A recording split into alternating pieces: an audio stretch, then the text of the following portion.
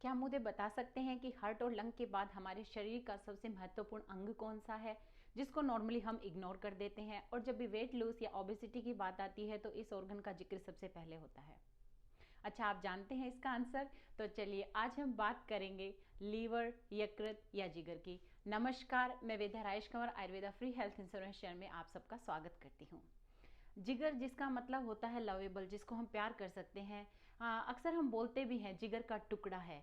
तो जिगर का टुकड़ा है तो हमें क्या है, उसको बहुत प्यार करना है, अपने लीवर को प्यार करना है, उसकी केयर करनी है, उसकी टेक केयर करनी है, क्योंकि लीवर हमारे शरीर के 500 से भी अधिक कार्यों की टेक केयर करता है। 500 से भी अधिक ज़्यादा कार्य हमारे शरीर में करता है। लीवर को हमारे शरीर का इंजन कहा गया है। अब बिना इंजन के तो कोई गाड़ी चल नहीं सकती, तो बिना लीवर के हमारा ये शरीर भी प्रॉपर कार्य नहीं कर सकता। लीवर को फिल्टर भी कहा गया है, यानी कि हम सब लोग वाटर फिल्टर यूज़ करते हैं। तो फिल्टर का मतलब है कि लीवर जो है, जो हमारे शरीर के लिए अच्छा है उसे अपने पास रखता है, बाकी को शरीर से बाहर निकालने का कार्य भी करता है। लीवर जो है वो हमारे शरीर के लिए पुलिसमैन का कार्य भी करता है, यानी कि हमारे शरीर की गार्ड की तरह एकदम से चौकन्ना रह करके रक्षा करता है। लीवर जो है वो क्लींजर का कार्य भी करता है, लाइक बॉडी को क्लीन करने का जो कार्य है वो भी लीवर करता है।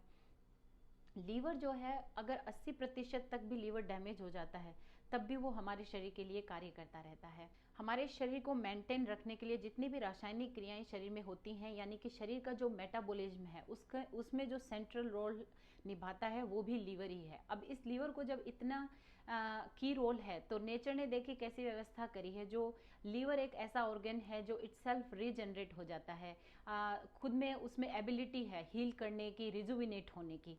लीवर के फंक्शंस क्या क्या हैं, लीवर शरीर में क्या क्या कार्य करता है। जैसा मैंने आपको पहले भी बताया कि लीवर हमारे शरीर में 500 से अधिक कार्य करता है। 30% खून की आपूर्ति करता है। 13,000 यानी कि 13,000 रसायनों का निर्माण लीवर के द्वारा होता है। ब्लड ग्लूकोज का नियमन करता है। हार्मोन्स का निर्माण लीवर द्वारा होता है। डिटॉक्सिफिकेशन का कार्य करता है। प्रोटीन सिंथेसिस का कार्य करता है। डाइजेशन में हेल्प करता है। बाइल प्रोडक्शन करता है। फैट मेटाबॉलिज्म का एकमात्र साधन है। ब्लड पीएच को रेगुलेट करता है, जो हमारी बॉडी की होम्योस्टेसिस, यानी कि जो एक बॉडी का नेचुरल जो वे है जिसमें वो बनी रहती है, सारे बॉडीली फंक्शन टाइम से होते हैं, उसे होम्योस्टेसिस कहते हैं, तो उसे बनाए रखने का कार्य करता है।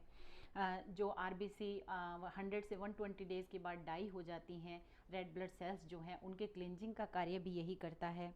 ब्लड प्रेशर और वॉल्यूम को रेगुलेट भी करता है, और इसके अलावा भी अनेकों अनेक कार्य लीवर जो है करता है। लीवर की जो हेल्थ है वो डिपेंड करती है खान पीन पे, क्या हम खाना खा रहे हैं, हमारा जो लाइफ स्टाइल है वो कैसी है। कहने में बात बहुत छोटी है, लेकिन इस जो लीवर इतना महत्वपूर्ण ऑर्गन है, इतने महत्वपूर्ण फंक्शंस करता है, सिर्फ अगर हम खाने पीने का सही ध्यान रखें, लाइफ स्टाइल सही रखें, तो हम अपनी हेल्थ को बनाए रख सकते हैं। तो क्या कारण हो सकते हैं जो कि लीवर के फंक्शन को डिक्रीज करते हैं या लीवर को डैमेज करते हैं?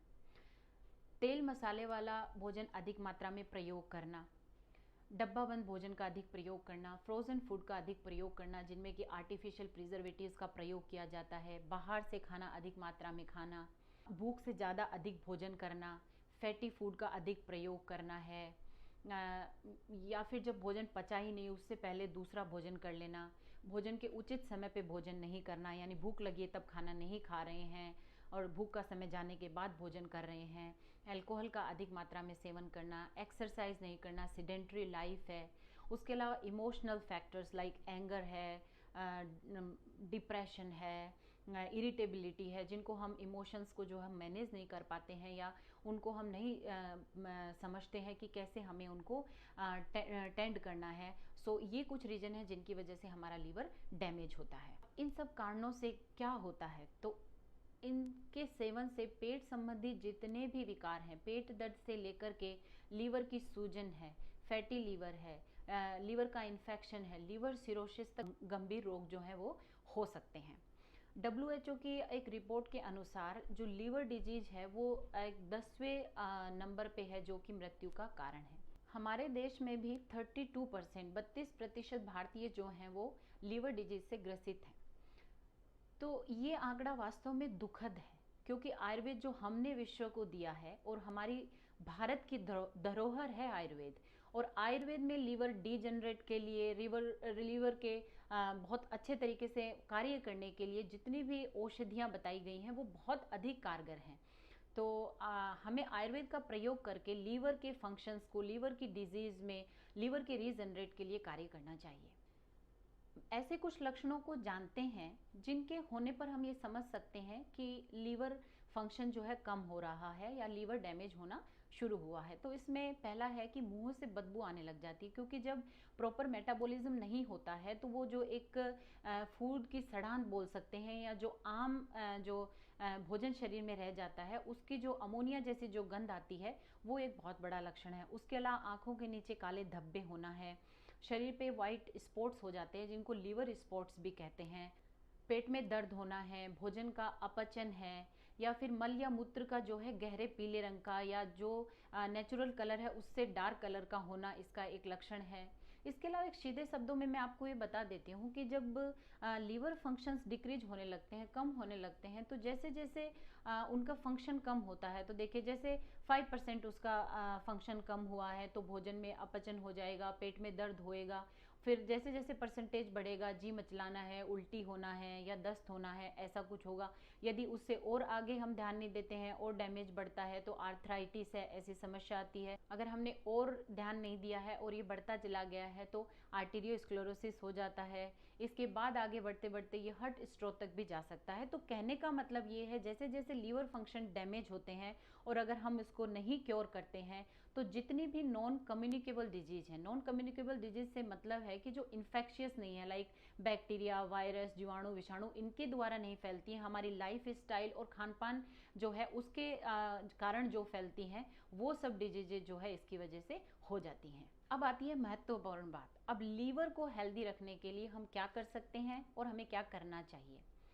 तो सबसे पहला इसमें आता है पीरियोडिक रेस्ट, यानी कि लीवर को हमें आराम देना है। जब हम पूरे वीक काम करते हैं तो क्या हमें रेस्ट नहीं चाहिए होता है, हमें वीकेंड चाहिए होता है, तो लीवर को भी थोड़ा रेस्ट देना है। अब लीवर को कैसे रेस्ट देना है, तो इसके लिए हमें फास्टिंग करनी है। अब फास्टिंग कैसी हो सकती है, ये जो है अपना इंडिविजुअल जितना आप कर सकते हैं उस हिसाब से कर सकते हैं। जैसे आप वीक में एक फास्टिंग कर रहे हैं, महीने में एक कर रहे हैं, 15 दिन में एक कर रहे हैं।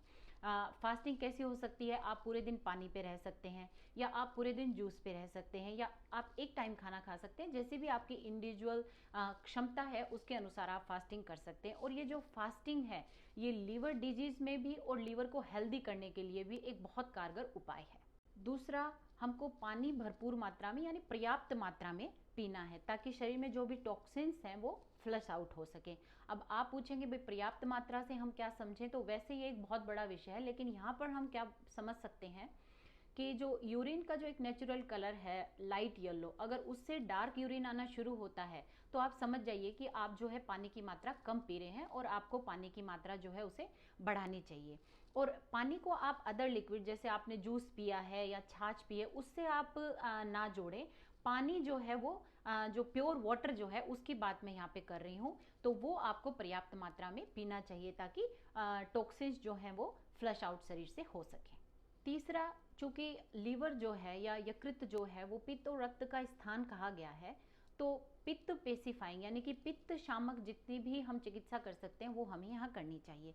तो मैं यहाँ पर आपको सिंपल खान पान में हम क्या कर सकते हैं वो बताती हूँ। तो जैसे पित्त शामक के लिए बताया भी है कि मधुर, तिक्त और कषाय जो भी है वो सब बहुत अच्छे रहते हैं। तो अगर हम किसी भी फ्रूट में देखें तो मधुर खाने से मतलब मेरा ये नहीं है कि शुगर खा ली है या मिठाइयाँ खा ली है। जैसे एक सिंपल सा मैं उदाहरण देती हूँ, शेष जो पित्त शामक है वो द्राक्षा बताया, यानी अगर अंगूर आ रहे हैं तो बहुत अच्छी बात है, आप अंगूर का सेवन कीजिए। और यदि अंगूर नहीं आते हैं तो आप द्राक्षा या जो हमारा मुनक्का है उसे पानी में भिगो करके और आप उसको सुबह या शाम जब भी खाली पेट हो तो उनका आप सेवन जरूर करें। उसके अलावा धान्य है या ग्रेन्स में आप क्या ले सकते हैं, जौ या गेहूँ खा सकते हैं। जो भी हल्का रहे, हल्का फुल्का भोजन जो है वो आपको लेना है। उसके अलावा चावल का सेवन कर सकते हैं, बट चावल में जो मांड होता है उसको आप छान के अलग कर दें, क्योंकि मांड जो है वो पचने में भारी हो जाता है। दालों में मूंग है, कुलथी की दाल है, चूंकि ये पचने में हल्की होती है, ऐसी दाल का सेवन करें। वेजिटेबल्स में आप क्या ले सकते हैं कि जितनी भी कड़वी सब्जियां हैं, करेला है, परवल है, तुरई है, ऐसे जितनी भी सब्जियां हैं, हल्दी है, आंवला, हरित की, इन सब का आप सेवन कर सकते हैं। अब ड्रिंक में आप पीने में क्या ले सकते हैं, तो हम हल्दी का पेय यानी हल्दी का पानी बना के पी सकते हैं। छाछ का सेवन किया जा सकता है भुने जीरे और भुने धनिए के साथ। अलोए वेरा का जूस पिया जा सकता है। बीटरूट का जूस है यानी कि चुकंदर का जो जूस है वो लीवर के लिए बहुत अच्छा है। आंवला का जूस पिया जा सकता है। इस तरह से ये ड्रिंक आप सेवन कर। आपको अपना रूटीन बना के रखना है, रूटीन के अकॉर्डिंग कार्य करना है। तो रूटीन में यहाँ पे बोल रही हूँ कि जो दिनचर्या है वो आपको एक प्रॉपर रखनी चाहिए, क्योंकि हर दोष का एक समय है। तो जो पित्त दोष है, जैसे रात में 10 से 2 बजे के बीच में पित्त का काल होता है। अगर हम 10 बजे तक नहीं सोते हैं और लेट तक जगते हैं तो लीवर को जो है प्रॉपर अपना फंक्शन का या फिर अपने रेस्ट का जो है वो टाइम नहीं मिल पाता है। तो एक रूटीन जो है फॉलो करना बहुत आवश्यक है। पांचवा हम क्या कर सकते हैं, विरेचन का प्रयोग करना चाहिए। विरेचन क्या है, यानी कि पेट की आंतों की सफाई। यानी कि जो पित्त रेचक है, यानी कि यकृत को पित्त का स्थान बताया गया है, तो हमको पित्त का रेचन शरीर से कराना है। तो ये लीवर को बहुत बल देता है और ये पंचकर्म का जो है एक पार्ट है विरेचन। इसके अलावा अगर आप विरेचन नहीं कराना चाहते हैं, क्योंकि ये थोड़ा लंबा प्रोसेस है, इसमें आपको महीना भर जो है लग जाता है, तो उसके अलावा आप क्या करा सकते हैं, शंख प्रक्षालन। शंख प्रक्षालन भी एक ऐसा ही प्रोसेस है जो कि वन डे प्रोसेस है और आप किसी भी आयुर्वेदिक चिकित्सक की देखरेख में करवा सकते हैं। बट लीवर को ताकत देने के लिए और आंतों की सफाई के लिए दोनों कर्म ही बहुत ही फायदेमंद है। इसके अलावा एकल औषधियों का प्रयोग बताया गया है, उसमें भूमि आंवला का रस जो है वो बहुत अच्छा रहता है। अगर आप भूमि आंवला का रस सेवन करते हैं तो ये आपको लीवर को जो है ताकत प्रदान करता है, उसके फंक्शन को बढ़ाता है। व्हीट ग्रास का प्रयोग भी लीवर को रिजुविनेट करने के लिए, लीवर को डिटॉक्सिफाई करने के लिए बहुत अच्छा होता है।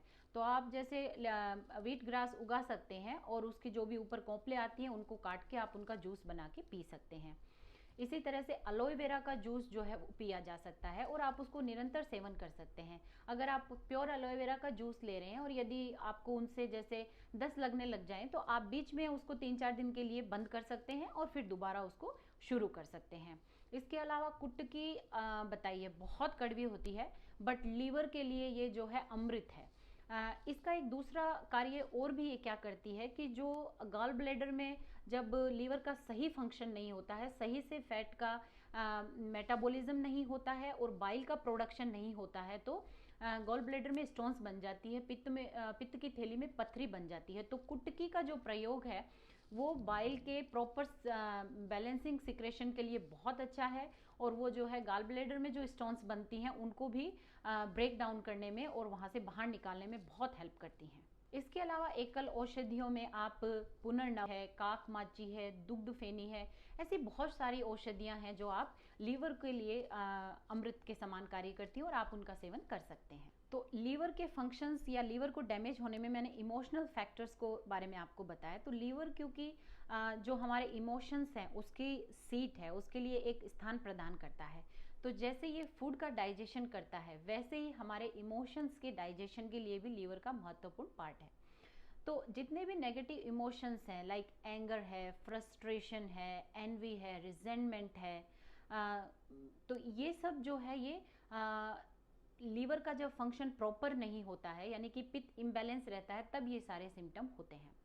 और जब लीवर जो है बिल्कुल हेल्दी रहता है, प्रॉपर कार्य करता है, तो पित्त बैलेंस में रहता है, तो सारे पॉजिटिव इमोशंस लाइक हैप्पीनेस है, सेटिस्फैक्शन है, करेज है, क्रिएटिविटी है, ये सारे लक्षण जो है उसमें आते हैं। तो हमेशा जो है हमें जब भी हमारा इमोशंस का एक्सप्रेशन कैसा है, हम क्या गुस्से में रहते हैं, हमेशा इरिटेटेड रहते हैं, चिड़चिड़े बने हुए रहते हैं, तो ये सब कहीं ना कहीं हमारे लीवर की हेल्थ को दिखा रहे हैं। अगर हमारा लीवर हेल्दी नहीं है तो हमेशा चिड़चिड़े बने रहेंगे, गुस्सा करते रहेंगे, कोई भी काम ठीक से नहीं करेंगे, तो ये सब लीवर की हेल्थ को दिखाते हैं। तो हमें क्या करना है कि ये जितने भी नेगेटिव इमोशंस हैं हमको एक तरीका फाइंड करना है कि कैसे उनको हम मैनेज कर सकते हैं। हम मेडिटेशन कर सकते हैं, प्राणायाम कर सकते हैं, अपने किसी से भी बात कर सकते हैं कि ऐसा क्यों हो रहा, अगर कोई समस्या है तो उसका समाधान कर सकते हैं। बट हमें ये ध्यान रखना है कि कैसे हमें अपने नेगेटिव इमोशंस को पॉजिटिव इमोशंस में चेंज करना है, ताकि ये हमारी हेल्थ को, हमारे लीवर को डैमेज नहीं कर सके। तो आप इस फैक्टर को भूलें नहीं, ये अपने आप में एक बहुत महत्वपूर्ण फैक्टर है। बहुत बार लोग कहते हैं कि डॉक्टर साहब हम तो बिल्कुल ठीक हैं, कोई प्रॉब्लम नहीं है, सब खाना वाना सब ढंग से खाते हैं, कोई हेल्थ वाइज ऐसा जो फिजिकल वो नहीं देख पाते हैं कोई प्रॉब्लम, लेकिन कहीं ना कहीं उनके अनकॉन्शियस माइंड में जो एक इमोशंस का उन्होंने अपने अंदर एक माउंड यानी कि एक पहाड़ सा बना लिया है, कोई बात नहीं होती और वो उनको इरिटेट कर देती है, तो कहीं ना कहीं डायरेक्ट उनका जो इफेक्ट है वो लीवर पे जाता है।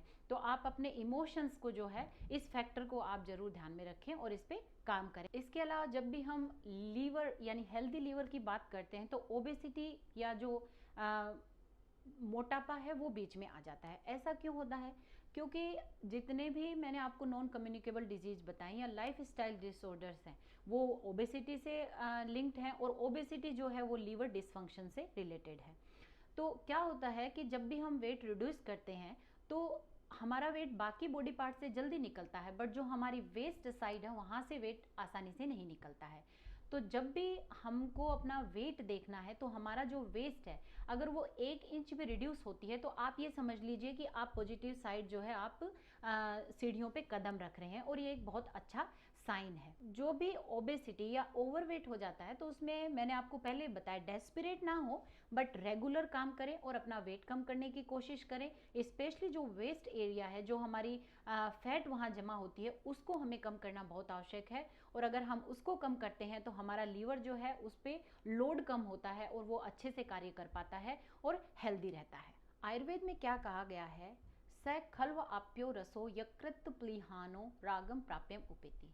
इसका मतलब ये है कि शरीर में आहार के पाचन के बाद जितना भी आहार रस बनता है, जो रस बनता है जिसे काइल कहा जाता है, उसका जो रंजन है वो यकृत और प्लीहा यानी कि स्प्लीन और लीवर में होता है, वहाँ पे वो रक्त धातु में परिवर्तित होता है।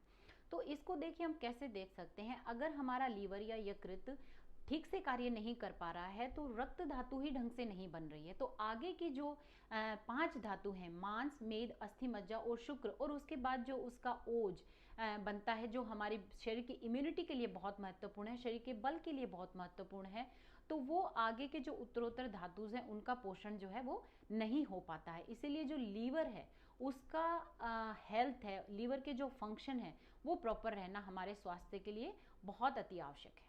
अंत में महत्वपूर्ण रूप से मैं आपसे 2 ही बातें कहना चाहूँगी कि जो भी लक्षण मैंने आपको बताए हैं जिससे ये लगता है कि लीवर डैमेज हो रहा है, लीवर प्रॉपर फंक्शन नहीं कर रहा है, तो तुरंत मैंने आपको जो भी लीवर को हेल्दी रखने के लिए चिकित्सा बताई है या जो भी खान पान में चेंज बताया है उनका प्रयोग करें।